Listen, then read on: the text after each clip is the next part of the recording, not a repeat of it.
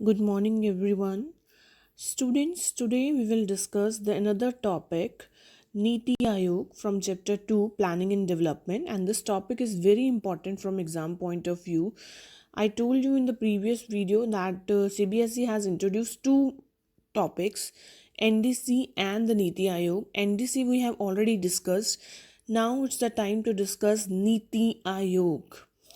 बच्चे इन संस्कृत नीति नीति means behaviour morality and guidance, but NITI stands for National Institute for Transforming India. NITI Aayog बच्चे क्या था? 2014 15 ऑफ अगस्त 2014 में जो नरेंद्र मोदी हैं हमारे प्राइम मिनिस्टर, उन्होंने अपनी एक इंडिपेंडेंस स्पीच में नीति आयोग के बारे में फर्स्ट टाइम बात की थी। और बच्चे जो प्लानिंग कमीशन के बारे में मैंने आपको बताया था इन द प्रीवियस वीडियो, उन्होंने प्लानिंग कमीशन को अबॉलिश कर दिया था और इसके बदले में वो लेकर आए थे नीति आयोग। नीति कितना फ्रेश नेम है, that the national institute for transforming India, एक ऐसा इंस्टीट्यूट जो इंडिया को ट्रांसफॉर्म कर देगा, इंडिया को कंप्लीटली चेंज कर देगा। बच्चे जो प्लानिंग कमीशन था वो हमने क्यों अडॉप्ट किया था 1947 में जब इंडिया गॉट इंडिपेंडेंट। उस टाइम पे मैंने आपको बताया था कि इंडिया की पोजीशन बहुत ज़्यादा अच्छी नहीं थी, तो इस वजह से हमें प्लानिंग कमीशन जो है इस्टेब्लिश करना पड़ा था। 5 ईयर प्लान्स बनाने पड़े थे and it was completely based on the Soviet model. जो सोवियत मॉडल था यूएसएसआर का, उसके ऊपर बेस्ड था।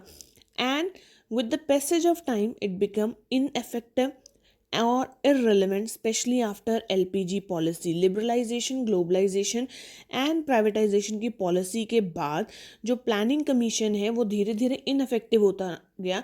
स्पेशली अगर मैं स्टार्टिंग में ही बात करूँ तो थर्ड 5 ईयर प्लान के बाद हमने एक प्लान हॉलीडे ले ली थी, तो जो टारगेट ग्रोथ रेट थी, जितना हम अचीव करना चाहते थे उतना जो है प्लान से नहीं अचीव हो पा रहा था। दैट इज़ वाई फाइनली क्या डिसीजन लिया गया कि प्लानिंग कमीशन अबॉलिश हो जाएगी।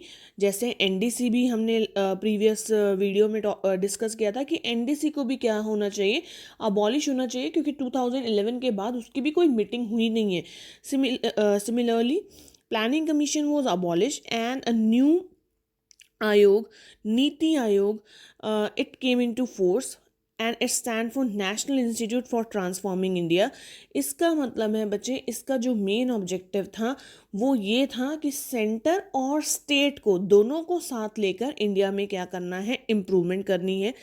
NITI Aayog was a constitution of planning commission on January 1 2015। NITI Aayog जो है 1 जनवरी 2015 से मेन फोर्स में आया। एंड बच्चे इसका जो मैंने ऑब्जेक्टिव है, it provide technical and the necessary advice to the central और the union government regarding the policy making at the centre state level. बच्चे नीति आयोग का सबसे बड़ा जो मेन ऑब्जेक्टिव था वो क्या देना था, एडवाइस देना, technical advice or necessary advice on the for the physical policy, for the economic policy, for the monetary policy to the state as well as the central government। and बच्चे ex officio chairman is a prime minister, he appoints the vice chairman of Niti आयोग। अगर मैं इसके x official chairperson की बात करूं तो prime minister होते हैं, और जो बच्चे प्राइम मिनिस्टर हैं वही नीति आयोग के वाइस चेयरपर्सन को एज वेल एज सीईओ को, चीफ एग्जीक्यूटिव ऑफिसर को, दोनों को अपॉइंट करते हैं। अगर मैं बात करूं फर्स्ट चेयरपर्सन की, क्योंकि नरेंद्र मोदी ने 2014 की स्पीच में ही अबॉलिश किया planning commission and NITI Aayog को लेकर आए, तो फर्स्ट चेयरपर्सन थे Narendra Modi, first vice chairperson थे अरविंद पंगारिया, और जो अगर करंट वाइस चेयरपर्सन की मैं बात करूं तो वो हैं डॉक्टर राजीव कुमार। अब बच्चे नीति आयोग मेनली हमने इसमें पढ़नी है दो approach. First is the think tank and the second one is the bottom up approach.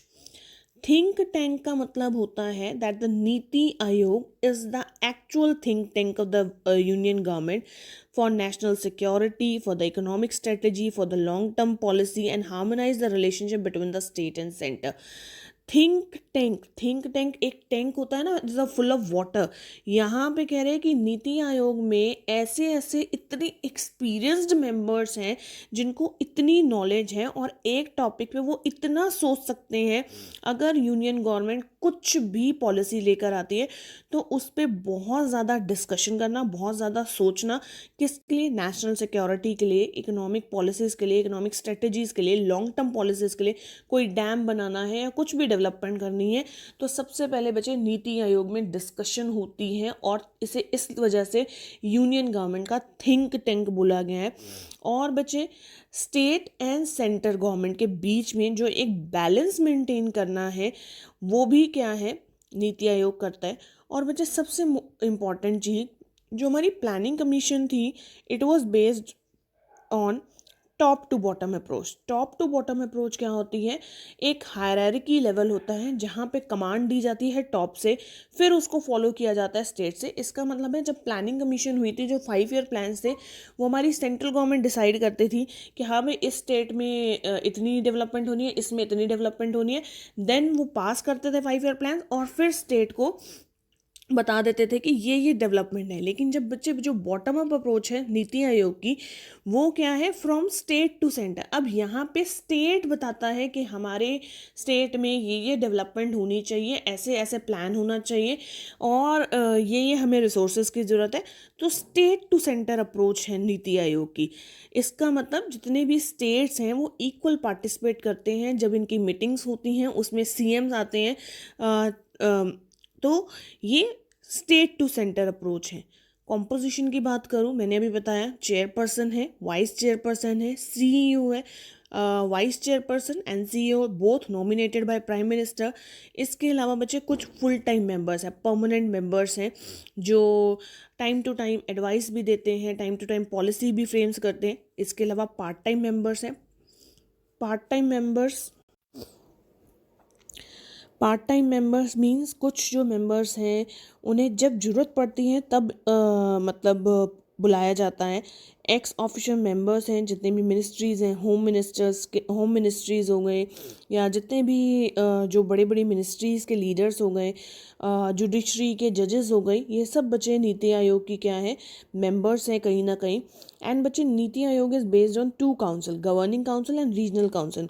Governing council में आते हैं जितने भी सीएम्स हैं सारे स्टेट्स के, यूटीज़ के, और रीजनल काउंसिल में होते हैं इन्होंने अपने रीजन के अकॉर्डिंग भी कुछ काउंसिल बनाए, जैसे नॉर्थ में अलग, साउथ में अलग, वेस्ट में अलग।